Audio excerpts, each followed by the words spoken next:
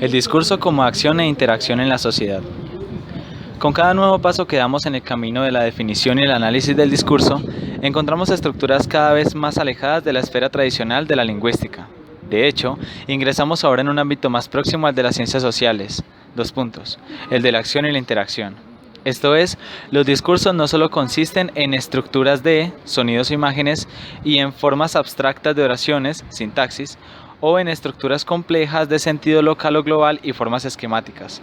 También es posible describirlos en términos de las acciones sociales que llevan a cabo los usuarios del lenguaje, cuando se comunican entre sí en situaciones sociales y dentro de la sociedad y la cultura en general. Por esa misma razón, los capítulos dedicados al discurso en su carácter de acción e interacción social se han agrupado en un volumen independiente. Subtítulo: Actos de habla. El primer enfoque del estudio del lenguaje como acción es aún relativamente abstracto y tuvo su origen en la filosofía del lenguaje. Es un nuevo enfoque que pone de relieve el hecho de que, al utilizar el lenguaje, las personas realizan al mismo tiempo varias actividades.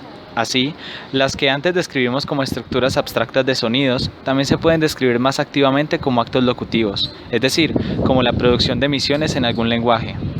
De manera análoga, el sentido puede verse también más activamente como verbo y no como sustantivo, es decir, como un acto semántico o proposicional. Lo radicalmente nuevo de este enfoque, sin embargo, fue la percepción de la dimensión social de nuestra actividad cuando producimos una emisión en algún contexto, es decir, cuando producimos un acto de habla o un acto locutivo. Una aserción, una pregunta, una promesa, una amenaza o una felicitación. Mientras que las formas abstractas de las oraciones obedecen reglas sintácticas que determinan su buena formación y la semántica, por su parte, establece condiciones de sentido propias, los actos denominados condiciones de adecuación, sin embargo, no solo la expresión, palabras, sintaxis, etc., o el sentido de la emisión incumben a estas condiciones, sino también el contexto situacional del hablante, es decir, sus intenciones, sus conocimientos o sus opiniones. Por ejemplo, la condición para que una promesa sea adecuada es que el hablante tenga la intención de hacer algo y crea que ese acto futuro complacerá al oyente. El campo teórico específico que da cuenta de estos actos de habla y sus condiciones se localiza habitualmente dentro de la pragmática, disciplina que estudia en general el uso del lenguaje como acción en un contexto sociocultural. Puesto que los estudios del discurso tienen este tema como una de sus metas principales, podemos considerar la pragmática como una rama del análisis del discurso. Véase al respecto el capítulo 2 del volumen 2 escrito por Shoshana Bloom Kulka.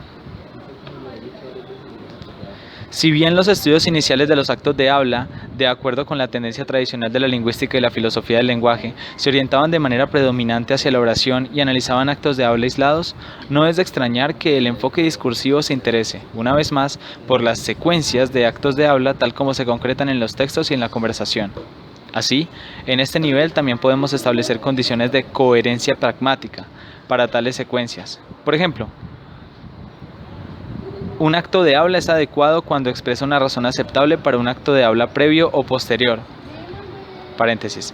¿Podría cerrar la puerta, por favor? ¿Hace tanto frío? En este caso, la afirmación que expresa la segunda oración constituye una explicación del pedido que la precede y pone de manifiesto su razonabilidad. Cierro paréntesis.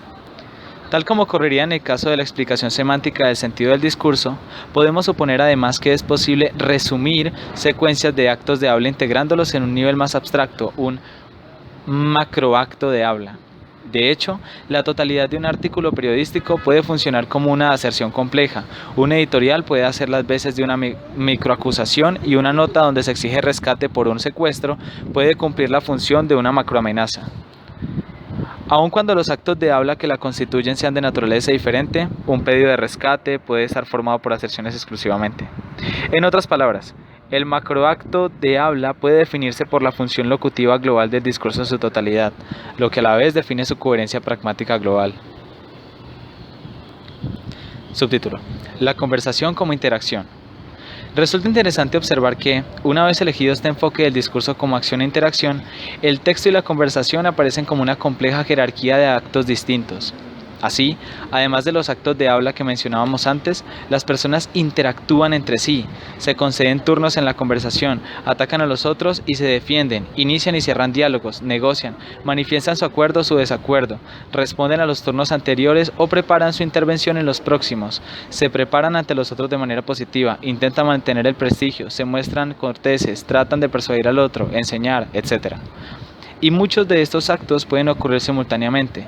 Eso significa que, además del análisis secuencial de tales acciones, es necesario realizar un análisis vertical de todos los actos que podemos llevar a cabo mediante la realización de otros actos, como cuando compramos una casa mediante la firma de un contrato. El vasto dominio del análisis de la conversación y, más generalmente, todos los estudios del discurso como interacción se abocan a los diversos tipos de actos sociales, tal como se realizan en los correspondientes contextos sociales y culturales. Así, los turnos que simplemente no concedemos en una conversación obedecen a complejas reglas y estrategias destinadas a seleccionar quién hablará en determinados momentos de la conversación.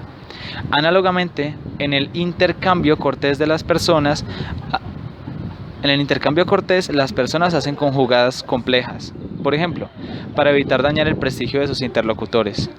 Por otra parte, las conversaciones no se detienen abruptamente. Los participantes llevan a cabo un complejo trabajo de colaboración para determinar cómo corresponde una conversación. Lo mismo vale para el inicio, el cierre o el cambio de tema. Se han dado a conocer estudios muy detallados lindantes con la sociolingüística, el análisis del discurso, la etnografía y la sociología, de una mirada de estas y otras propiedades de la conversación como interacción social situada, sean conversaciones informales entre amigos en un bar o en conversaciones más formales desarrolladas en instituciones.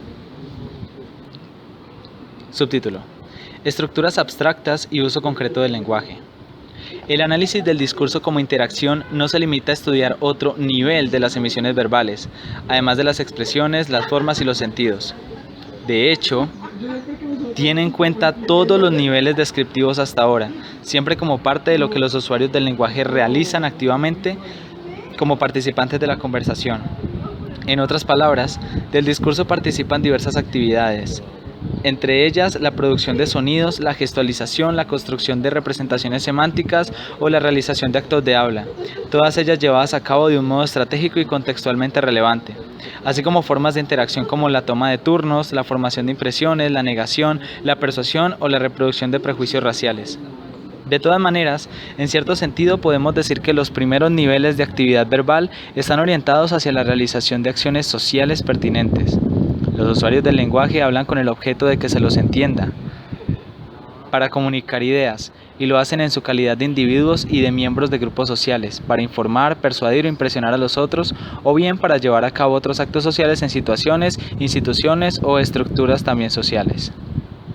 Además, si bien muchos de los primeros estudios del discurso inspirados en la lingüística tienen a menudo un carácter más abstracto y aportan descripciones estructurales y formulan reglas generales, como las de coherencia o las estructuras narrativas, la concepción del discurso como interacción es algo que se aviene intrínsecamente con el enfoque sociolingüístico del estudio del uso concreto del lenguaje. Así, en lugar de estructuras abstractas e ideales, el análisis del discurso, aun en los estudios que no se dedican a la conversación, ha preferido evitar tales estructuras y ocuparse en cambio de cómo las personas hablan y escriben concretamente en situaciones sociales. Esto significa que podemos encontrarnos con oraciones incompletas o parcialmente sin sentido, con actos de habla no adecuados, negociaciones, cambios de tópico o cierres de conversaciones que parecen fracasar. Podemos encontrarnos también con falsos inicios, repeticiones, contradicciones, irrelevancias, redundancias y otras violaciones de las reglas normativas que determinan qué constituye un discurso adecuado.